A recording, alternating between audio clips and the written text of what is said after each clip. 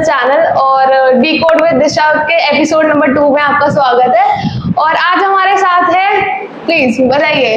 हाय guys, myself doctor Milan Nagar और मैंने bachelors of physiotherapy किया है आईपी यूनिवर्सिटी से। सो दिशा मेरे को पर्सनली जानती है, तो उन्होंने मुझे बोला कि एक पॉडकास्ट चाहिए, तो मैंने उनको बोला है। ठीक है, तो जिन लोगों को नहीं पता, ये मेरे मामा है। और भाई ये तो स्क्रिप्ट में नहीं था।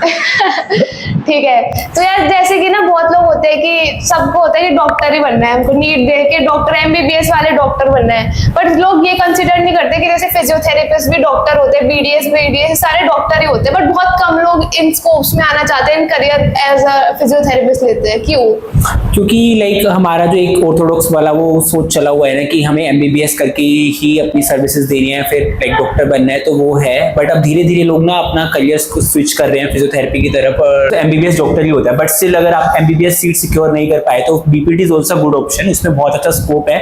लोग तो वैसे मालिश वाला ही बोलते रहते हैं, फिर उसको डिग्रेड करते हैं प्रोफेशन को, बट फिजियोथेरेपी में बहुत अच्छा स्कोप है। अभी हम धीरे धीरे जानेंगे उसके बारे में। और जैसे बहुत लोगों के मम्मी पापा भी कहते हैं कि नहीं ये नहीं करना, तो उसमें क्या? देखो, उसका मेन रीजन ये है कि अभी जो इंडियन सोसाइटी है, इंडियन सोसाइटी प्लस इंडिया में अभी फिजियो का बहुत ज्यादा स्कोप नहीं आया है। जैसे कि अगर आप फॉरेन में जाओगे तो देयर इज स्कोप, क्योंकि वहाँ पे बहुत ज्यादा नीड भी है। बट विद टाइम, जितना मेरे को भी अभी 4-5 साल इन फील्ड हो गए हैं, तो मैंने भी ग्रोथ देखी है। आफ्टर कोविड फिजियो की इतनी ज्यादा नीड है, प्लस फिजियो हर फील्ड में ही अच्छा कर रहे हैं आज के टाइम पे। और तो आपकी क्या जर्नी रही कि मतलब आपने एज अ मतलब बीपीटी क्यों चूज किया?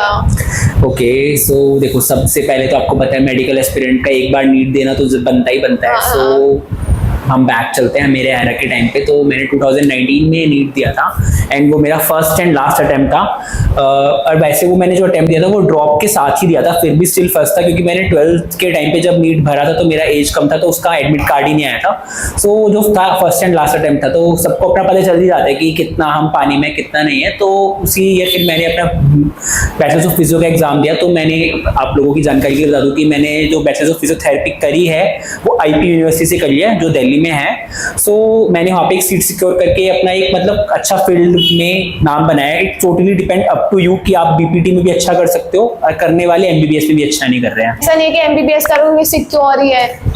देखो, ऐसा है कि देखो, जॉब तो हर फील्ड में करने वाला कहीं भी कर सकता है, करने वाला नहीं भी कर सकता। हाँ, स्टिल मैं मानता हूँ कि एमबीबीएस की प्रायोरिटी थोड़ी ज्यादा है, but still BPT is also good option after. और प्रोज और कॉन्स क्या क्या रहते हैं बीपीटी अगर किसी ने कर लिया उसके बाद, कि प्राइवेट सेटअप? हाँ देखो, अभी राइट नाउ जो हमारा एजुकेशन सिस्टम वगैरह चल रहा है, लाइक उसके बाद जो जॉब है, हमारी काउंसिल नहीं थी एज सच, बट अभी एनएचएपी से बन गई है, तो उसके बाद थोड़ा सा ये लगता है लोगों को कि पे स्केल कम है कंपैरेटिवली एमबीबीएस के, और स्टिल मतलब थोड़ा वर्किंग लोड ज्यादा हो जाता है। बट स्टिल अगर काम आपका मर्जी का है, तो अगर पे स्केल कम है तो उसमें भी मुझे कोई इश्यू नहीं होता।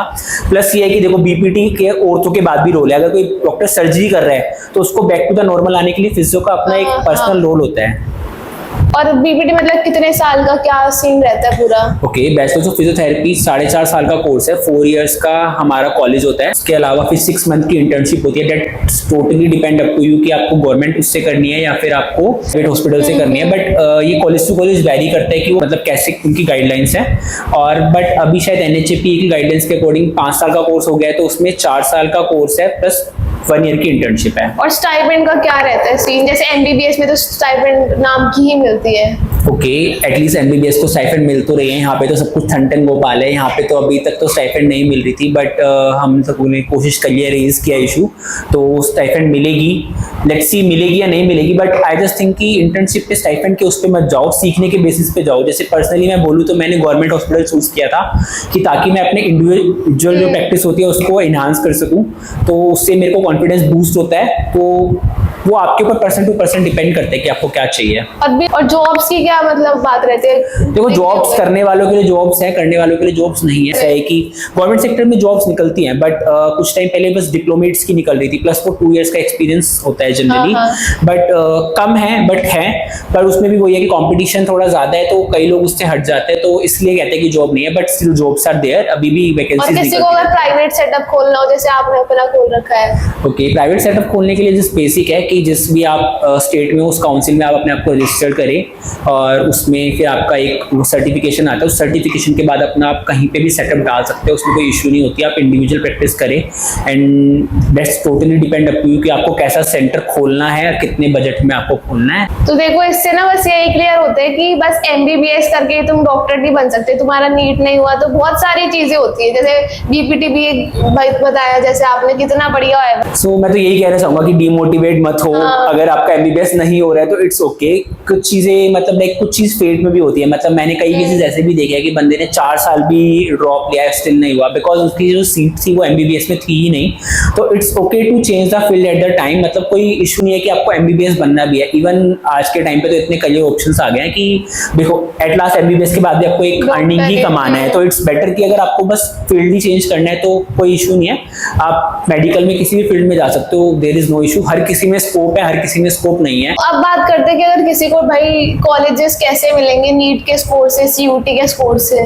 ओके सो देखो टू बी ऑनेस्ट इस पे मैं बहुत ज़्यादा क्लैरिफाई नहीं हूँ, बट मुझे ऐसा लगता है कि जो NHAP की गाइडलाइंस आई है वो 2026 से लागू होंगी। तो इस साल तो शायद नॉर्मल ही एडमिशंस होंगे, तो जो नेक्स्ट ईयर होगा वो तो नीट से ही है, कंफर्म है उसके बारे में। बट इस ईयर अगर आपको करना है तो अभी भी शायद मे बी फॉर्म निकले हों, तो अलग अलग यूनिवर्सिटीज़ में अलग अलग कॉलेजेस के फॉर्म होते हैं, वो आप भर सकते हैं। देखो जैसे कि मैं दिल्ली से हूँ तो मैं अपने दिल्ली के कुछ बेस्ट कॉलेज बता सकता हूँ।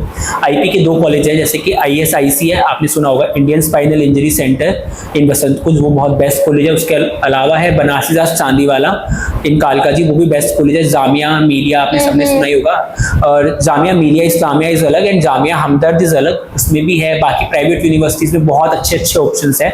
अगर आप प्राइवेट से भी करते हैं जैसे कि SGT हो गई, अमिटी हो गई, शारदा हो गई, इनसे भी कर सकते हो, कोई इशू नहीं है इनमें भी।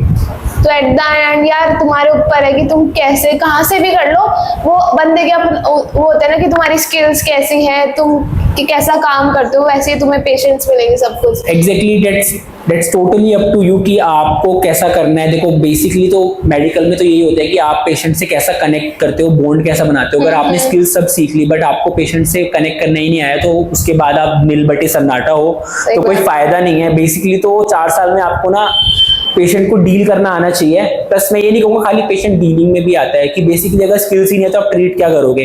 तो अगर आप स्टिल MBBS चूज करो या फिर BDS करो या फिर BPT करो या आयुर्वेदा करो, कुछ भी करो, जो भी करो मन से करो और बस उसको आप कंटिन्यू करने का सोचो कि मुझे वो आगे कंटिन्यू करना है।